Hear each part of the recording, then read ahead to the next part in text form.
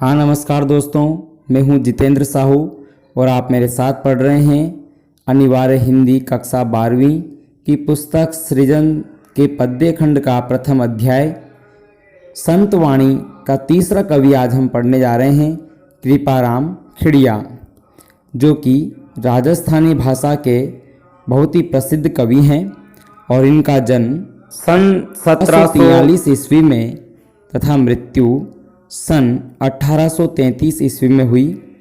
कृपाराम खिड़िया का जन्म तत्कालीन मारवाड़ राज्य के खराड़ी गांव के निवासी जगराम खिड़िया के यहाँ हुआ था, यानी इनके पिताजी का नाम जगराम खिड़िया था। राजस्थानी भाषा डिंगल और पिंगल के उत्तम कवि, संस्कृत के मर्मज्ञ होने के कारण उन्हें सीकर के राव लक्ष्मण सिंह ने महाराजपुर और लछनपुरा गांव की जागीर दी थी। कवि कृपाराम सीकर के राजा देवी सिंह के दरबार में भी रहे। राजिया कृपाराम जी का सेवक था। एक बार कवि के बीमार पड़ने पर सेवक राजिया ने उनकी खूब सेवा शुश्रूषा की, जिससे कवि बहुत प्रसन्न हुए। कोई संतान न होने के कारण राजिया बहुत दुखी रहा करता था। राजिया के इसी दुख को दूर कर उसे अमर करने हेतु कवि ने उसे संबोधित करते हुए नीति संबंधी सोरठों की रचना की है और इसीलिए कृपाराम खिड़िया के सोरठों के पीछे राजिया शब्द लगा है, ताकि राजिया संसार में लोकप्रिय हो सके। राजस्थानी साहित्य में राजियारा दुहा या राजियारा सोरठा नाम से विख्यात हुआ। इन सोरठों में सेवक राजिया को कवि कृपाराम से भी अधिक लोकप्रिय बना दिया है। यहाँ तक कई लोगों को पता ही नहीं किसका कवि कृपाराम भी है या नहीं। सब यही मानते हैं कि राजिया ही इन दोहों का लेखक या इन सोरठों का लेखक कवि रहा है। इन सोरठों ने सेवक राजिया को कवि कृपाराम से भी अधिक लोकप्रिय बना दिया। प्रस्तुत पाठ में नीति व आदर्श लोक मर्यादा की सीख देने वाले सोरठों का समावेश किया गया है। नीति संबंधी जो मानव के नीति व्यवहार है उनसे संबंधित, लोक मर्यादा से संबंधित सीख देने का कार्य इस पाठ में किया गया है। कोयल व काग की तुलना कर कवि ने मीठी वाणी की महत्ता बताई है। शक्कर व कस्तूरी के माध्यम से कवि ने बाह्य सौंदर्य को महत्व न देकर किसी भी व्यक्ति या वस्तु के गुणों पर को महत्व देने की बात कही है। गुणवत्ता पर महत्व देना चाहिए। गुणों को श्रेष्ठ माना जाता है। दूसरों के कलह व विवाद से लोग आनंदित होते हैं, जबकि अपने घर झगड़ों को नहीं देख पाते हैं। अपना संसार के लोगों का जो व्यवहार है वो मतलबी है, यानी स्वार्थ पर टिका होता है। मुख पर मधुरता, हृदय में खोट रखने वाले लोगों से आत्मीयता संभव नहीं है और रखनी भी नहीं चाहिए। मैत्री निर्वाह हेतु समर्पण व सरलता जरूरी है। इसके उदाहरण में श्री कृष्ण और अर्जुन का जो रथ हाँकने की बात कही है। आजकल हिम्मत की ही कीमत है। हिम्मत रहित व्यक्ति की कीमत रद्दी के कागज के समान है। निराला ने भी कहा है कि योग्य जन जीता है, पश्चिम की उक्ति नहीं। गीता है, स्मरण करो बार बार, जागो फिर एक बार। तो इस प्रकार से मित्रों हम इनके दोहों का आज सरल अर्थ करेंगे। आइए देखते हैं। तो आइए मित्रों पढ़ते हैं हम। कृपाराम के सोरठे के पीछे राजिया सबके पीछे लगा हुआ है। इसका कारण मैं आपको परिचय में बता चुका हूँ। पहला सोरठा है, उपजावे अनुराग कोयल मन हरकित करे, कड़वो लागे काग रसनारा गुण राजिया। कवि कहता है कि उपजावे मतलब उत्पन्न करती है, अनुराग यानी प्रेम, कोयल मन, हरकित यानी हर्षित यानी प्रसन्नता और आनंद से भरना है। कड़वो लागे काग, कड़वा यानी बुरा, लाग यानी लगता है, काग यानी कौवा, रसना यानी जिह्वा यानी जीभ, काग गुण राजिया, ये सब जिह्वा के गुण हैं। कोयल मीठी या मधुर वाणी में कूकती है और अपनी मधुर वाणी से सबके हृदय में प्रेम का संचार करती है तथा सबको आनंद देने वाली एवं प्रसन्नता से भर देती है। वहीं पर कौवा कर्कश वाणी में कूकता है, कर्कश वाणी में बोलता है, इसलिए वो सबको बुरा लगता है। ये सब जिह्वा के गुण हैं। यदि हम मीठी और मधुर वाणी में व्यवहार करें तो हम सबके प्रिय बनते हैं। सबके अंदर प्रेम रस घोलते हैं, सबको आनंद प्रदान करते हैं और इस संसार में सम्मान को प्राप्त करते हैं। कौवे जैसी कर्कश वाणी किसी भी व्यक्ति को पसंद नहीं आती है। ये सब जिह्वा के गुण हैं, इसलिए मनुष्य को सदैव मीठी और मधुर वाणी में ही अपनी अभिव्यक्ति करनी चाहिए या व्यवहार करना चाहिए। अगला सोरठा है काली घनी कुरूप। घनी यानी बहुत, कुरूप यानी बद्धी। कस्तूरी आप जानते ही हैं, कस्तूरी मृग के विषय में सुना होगा आपने। कस्तूरी एक प्रकार की मूल्यवान जो है औषधि है। और शक्कर घनी स्वरूप, स्वरूप का मतलब सुंदर है यहाँ पर। शक्कर यानी चीनी। रोड़ा यानी पत्थर के टुकड़े या जो पत्थर के बाट बनाए जाते हैं वो। रोड़ा तुले राजिया। कवि कृपाराम ने इस सोरठे के माध्यम से ये बताना चाहा है कि वस्तु का मूल्य उसके बाह्य सौंदर्य से नहीं अपितु उसके गुणों पर निर्भर करता है। अच्छे गुणों से वस्तु का मूल्य बढ़ता है, सुंदरता से नहीं। तो यहाँ पर बताया है कवि ने कि चाहे कस्तूरी कितनी ही कुरूप हो, कितनी ही भद्दी हो, लेकिन उसको जो है सोने चांदी के जो बाट कांटा होता है तोलने का, उस पर तोला जाता है। यानी उसको ज़्यादा महत्व दिया जाता है तोलने पर, क्योंकि उसका मूल्य अधिक है। लेकिन शक्कर सुंदर होते हुए भी पत्थर के बाटों पर या टुकड़ों पर तोल दी जाती है, क्योंकि कस्तूरी की तुलना में शक्कर इतनी मूल्यवान नहीं है। यानी अन्योक्ति के माध्यम से कवि ये कहना चाहता है कि गुणों की पूजा होती है। मनुष्य गुणों से महान बनता है, गुणों से ही उसका मूल्य बढ़ता है, न कि सुंदरता से। इसलिए किसी भी व्यक्ति या वस्तु के गुणों को महत्व दिया जाना चाहिए, न कि उसके बाह्य सौंदर्य को। तो ये बात आपको आसानी से समझ में आ गई होगी। अगला सोरठा हम पढ़ने जा रहे हैं। ढूंगर जड़ती लाए जोवे सारो ही जगत, पर जड़ती निज पाए रति न सूझे राजिया। डूंगर यानी पहाड़, जलती मतलब जलती हुई, लाए मतलब आग, जोवे यानी देखता है, सारो यानी सारा ही, जगत यानी संसार, पर जलती निज पाए, निज यानी खुद के पैरों के नीचे जलती हुई आग, रति न सूझे राजिया, रति यानी बिल्कुल भी नहीं दिखाई देती है।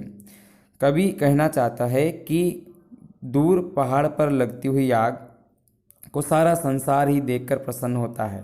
अर्थात दूसरों के घर में होने वाले कलह और लड़ाई झगड़ों को देखकर सभी लोग प्रसन्न होते हैं, आनंदित होते हैं। ये लोगों का जो व्यवहार है, यहाँ पर मनोविज्ञान कवि का जो है झलकता है कि लोगों का व्यवहार कैसा है। दूसरों के घर में जब विवाद होता है तो हम सब आनंद लेते हैं, पर जड़ती निज पाए, ये तो कहानी घर घर की है। अरे खुद के ही पैरों में अर्थात अपने ही घर में होने वाले लड़ाई झगड़े और कष्टों पर, कलहों पर हम अपने ही घर के लड़ाई झगड़े, कष्ट, कलह हमें दिखाई नहीं देते हैं। कवि ये कहना चाहता है कि हमें दूसरों के झगड़ों पर प्रसन्न होने के बजाय अपने घर में होने वाले झगड़ों को सुलझाने का प्रयास किया जाना चाहिए, न कि दूसरों के विवाद पर हमें हंसना चाहिए। तो ये जो ऊपर वाला जो एक सोरठा है, काली घनी कुरु पूरी कांटा तुले, मित्रों इसमें अनुप्रास अलंकार है, इस बात का ध्यान रहे आपको। और डूंगर जड़ती लाए, इसमें हम अन्योक्ति अलंकार कह सकते हैं। इसके बाद देखिए अगला सोरठा है मतलबरी मनवार चुपके लावे चूरमो, बिन मतलब मनवार राब न पावे राजिया। मतलब यानी स्वार्थ, री यानी की, मनुवार यानी मनुहार मान सम्मान, चुपके यानी चुपके चुपके, लावे यानी लाया जाता है, चूरमो एक प्रकार का स्वादिष्ट खाद्य, चूरमा दाल बाटी चूरमा का आपने सुना होगा। बिन मतलब बिना स्वार्थ के मनवार, बिन मतलब मनवार राब न पावे राजिया, राब यानी राबड़ी।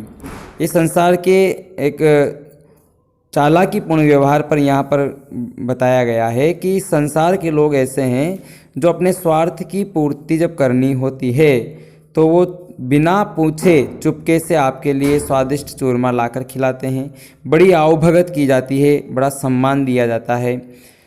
बिन मतलब, अगर कोई मतलब नहीं है, कोई स्वार्थ नहीं है, तो आपको खाने के लिए राबड़ी तक भी नहीं परोसी जाती है। कुल मिलाकर संसार स्वार्थी है और अपने स्वार्थ सिद्ध करने पर ही जो है तुला हुआ है। सब अपना उल्लू सीधा करने में लगे हुए हैं। अगला सोरठा है, मुख ऊपर मिठियास घट माही खोटा घड़े, इसड़ा सु इखलास राखी जे नहीं राजिया।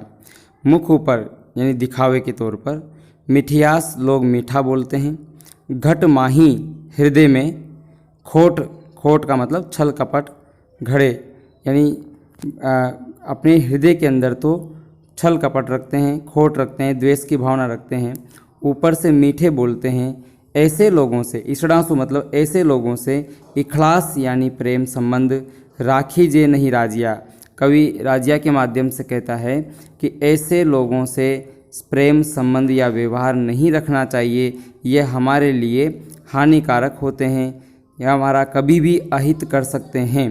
तो ये सावधानी है मनुष्य जीवन को जीने के लिए, एक तरीके से उपाय है या सावधानियाँ बताई गई है कि जो लोग ऊपर से मीठे बोलते हैं और अंदर ही अंदर द्वेष या स्वार्थ की भावना रखते हैं, छल कपट की भावना रखते हैं, ऐसे लोगों से हमें कोई संबंध या वास्ता, व्यवहार या प्रेम संबंध नहीं रखने चाहिए। तो एक तरीके से इसमें एक लोकोक्ति है कि मुँह में राम बगल में छुरी। तो इस लोकोक्ति का बहुत ही कुशलता के साथ प्रयोग इसमें किया गया है। भावार्थ वही है जो इस दोहे का है, जो इस लोकोक्ति का है। अगला सोरठा हम पढ़ेंगे, साँचो मित्र सचेत कहियो काम न करे किसो, हरि अर्जन रे हेत रथ कर हाँक्यो राजिया। इस सोरठे में सच्ची मित्रता के विषय में बताया गया है कि मित्रता का निर्वाह करने के लिए समर्पण और सरलता जरूरी है। जो सच्चे मित्र की विशेषता इसमें बताई गई है कि सच्चा जो मित्र होता है वो अपने मित्र के लिए सदैव सजग रहता है और सहायतार्थ तत्पर रहता है। कहियो काम न करे किसो, अरे ऐसा उसका कौन सा काम है जो उसके लिए वो नहीं करता है। हरि अर्जुन रे हेत, हरि यानी कृष्ण ने, अर्जुन यानी अर्जुन, रे यानी के, हेत यानी भले के लिए, उसके हित के लिए, रथ कर हाँक्यो राजिया, अरे रथ का सारथी बनकर भी उस रथ को हाँका है। या यूँ कह दीजिए कि राजा होने का अभिमान त्याग कर, श्री कृष्ण तो राजा थे, राजा होने का अभिमान त्याग कर सारथी बनकर उसका रथ तक भी हाँका है। यानी मित्रता में अपना पद प्रतिष्ठा सब कुछ एक तरफ त्याग कर उसके हित के लिए सदैव तत्पर रहना पड़ता है। यही सच्ची मित्रता की परिभाषा है। यानी इसमें सच्चे मित्र की परिभाषा ही बताई गई है कि हमने एक पढ़ा भी है दोहा कि विपत्ति कसोटी जे कसे तेई सांचो मीत, यानी विपत्ति के समय में उस परीक्षा में जो सफल हो जाता है वही सच्चा मित्र होता है।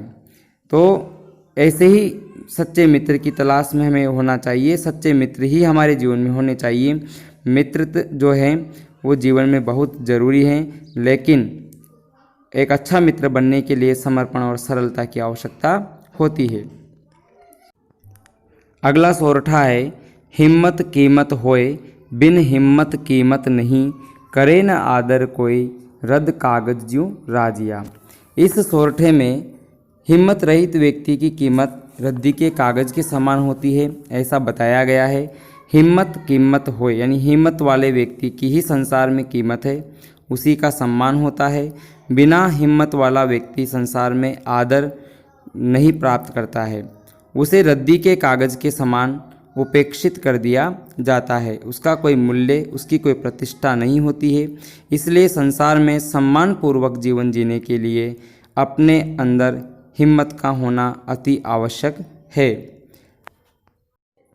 जब मैंने पाठ परिचय पढ़ाया था तब आपको ये बात बताई थी कि योग्य जन जीता है, पश्चिम की उक्ति नहीं, गीता है, स्मरण करो बार बार, जागो फिर एक बार।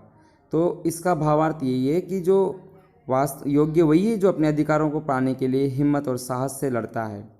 जो हिम्मत और साहस से रहित होता है वो संसार में प्रतिष्ठा को प्राप्त नहीं कर सकता, और जिसकी प्रतिष्ठा नहीं है वो मनुष्य जीवन केवल आंसू बहाकर वो मनुष्य जीवन भी व्यर्थ है। क्योंकि कहा गया है रहीमन पानी राखिए बिन पानी सब सून, पानी गए न उबरे मोती मानस चून। तो मनुष्य की प्रतिष्ठा कब है? जब वो अपने अधिकारों को प्राप्त करता है, साहस और हौसले के साथ जीवन व्यतीत करता है, वही जीवन में कुछ हासिल कर सकता है, वही जीवन में अपना मूल्य बढ़ा सकता है। यदि आपको पढ़कर अच्छा लगा हो तो लाइक एंड सब्सक्राइब करें। प्लेलिस्ट पर जाकर आप अपने संबंधित पाठ्यक्रम की अन्य वीडियो भी देख सकते हैं। धन्यवाद।